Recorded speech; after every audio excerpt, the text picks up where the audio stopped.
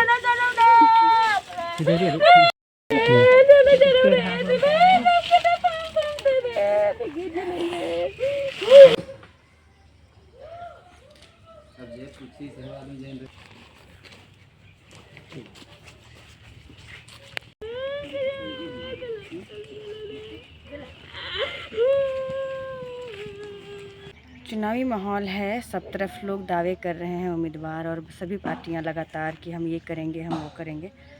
ऐसे में मुझे कल फ़ोन आया कि गुजरात सूरत में एक मज़दूर की मृत्यु हो गई है जो कि बंगरू घोंसरा का रहने वाला है। और उन्होंने रिक्वेस्ट किया कि जाकर के आप ज़रूर इसको बनाइए। बहुत भारी मन है इस समय। बहुत कम उम्र का लड़का था, बस 34-36 साल का रहा होगा। उसके 2 बच्चे हैं। सूरत में मृत्यु होने के उसकी मृत्यु मंगलवार को हो गई थी और आज शुक्रवार है। आज सुबह यहाँ उनका डेड बॉडी पहुँचा और डेड बॉडी चूँकि एम्बुलेंस से लाया गया तो थोड़ा ख़राब होने लगा था और इसलिए मज़दूर के पार्थिव शरीर को उनके घर के आंगन तक भी नहीं ले जाया गया और सीधे कब्रिस्तान के पास ला करके रखा गया है और कुछ देर में दफन क्रिया शुरू होगा। तमाम आदिवासियों के लिए कानून प्रावधान होने के बावजूद जो निष्ठा की कमी है और जो नेता नहीं कर रहे हैं उसका परिणाम है कि मतलब लोग रोज़गार के लिए लगातार अन्य राज्यों में पलायन कर रहे हैं और पलायन के बाद में इस तरह से लोग वापस आ रहे हैं। लगातार मैं दिखाते रही हूँ और मुझे बहुत अफसोस हो रहा है ये बताते हुए कि लगातार लोगों के बड़े बड़े भाषणों में मैं किसी के भाषण में ये नहीं सुन रही हूँ कि यहाँ के लोगों के लिए रोज़गार मुहैया कराएंगे या फिर यहाँ के लोगों के जीवन की सुरक्षा रखने के लिए जो कुछ है उसको इम्प्लीमेंट करने के लिए कुछ करेंगे। क्योंकि एक कमी जो लगातार मन में खलता है कि जो भी राजनीतिक पार्टियाँ हैं उसके जो कार्यकर्ता हैं उन लोग को सत्ता पाने के लिए ज़्यादा काम करने में रुचि है। एक एक परिवार को लेकर के क्या कुछ करना है इसकी एक भारी कमी दिखती है और ये अभी से नहीं है, बहुत पहले से है। कल भी मेरी एक बातचीत हो रही थी किसी के साथ में कि हैं बड़ी बड़ी पार्टियां, बहुत सारे कार्यकर्ता, लेकिन फिर उसके बावजूद क्या हासिल होता है।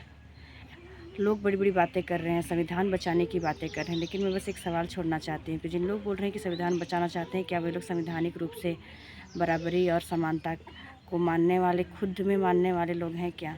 जब इस तरह से डेड बॉडी आता है, मैं परिवारों तक आती हूँ, अपनी तरफ से जो बन पढ़ पाता है वो विभाग के साथ मिलकर हम लोग करने की कोशिश करते हैं। ऐसे समय में राजनीतिक पार्टी के कार्यकर्ता कहाँ रहते हैं? और क्या ऐसे गरीब परिवारों के लिए जिनके लोग बाहर गए हैं और इस तरह से मृत्यु हो रहा है, उनके परिवार वालों के लिए क्या उनको नहीं लगता है कि उनके लिए कोई भी संवैधानिक प्रावधान है उसको पूरा करने का कर्तव्य राजनीतिक पार्टियों का है और उनके कार्यकर्ताओं का है? मैं किसी राजनीतिक पार्टी का ना यहाँ पे सपोर्ट करने का बोल रही हूँ या फिर कुछ करने का बोल रही हूँ, बस ये सवाल छोड़ रही हूँ कि जो लोग भी राजनीति में हैं, जो लोग अपने आप को राजनीतिक कार्यकर्ता बोलते हैं, उनको एक एक लोगों का ख्याल करना चाहिए। ये नहीं कि बस भीड़ के सामने गए और अच्छी अच्छी बातें करके आ गए, क्योंकि उनकी काम की कमी की वजह से और उनकी लापरवाही की वजह से गांव में अभी तक जागरूकता नहीं पहुंची है और उनकी वजह से लोग अभी भी बहुत सारी योजनाओं से दूर रहते हैं और जो काम होना चाहिए वो नहीं हो पाता, क्योंकि राजनीति सही तरीके से नहीं हो रहा है। विचार कीजिएगा। शुक्रिया।